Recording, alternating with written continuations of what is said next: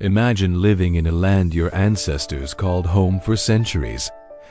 And then strangers arrive. They build missions on your sacred ground. They tell you your gods are demons. They whip you if you speak your language. They take your children and force them into labor. This was life for the Pueblo people under Spanish rule in 17th century New Mexico. And in the middle of this suffering stood a man named Pope.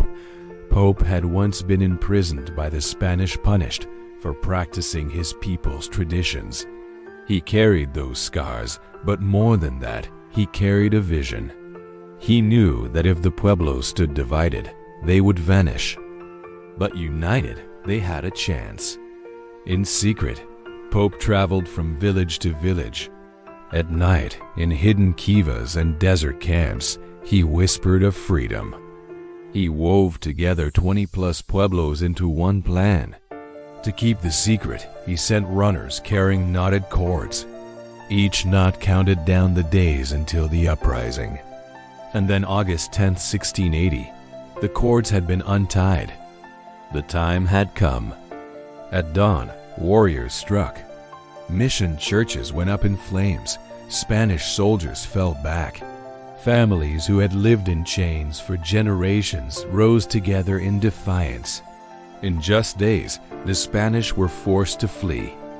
For the first time in history, native people had expelled European colonizers and reclaimed their homeland.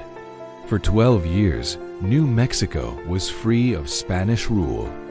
The Pueblos rebuilt their kivas, revived their ceremonies, and spoke their languages openly. But history is never simple. The Spanish eventually returned, stronger and better armed. Yet they never fully broke the Pueblo spirit again. Even today, their traditions live, carried across centuries, because one man had the courage to imagine freedom. Here's the lesson. Empires rise and fall, but unity can bend the course of history.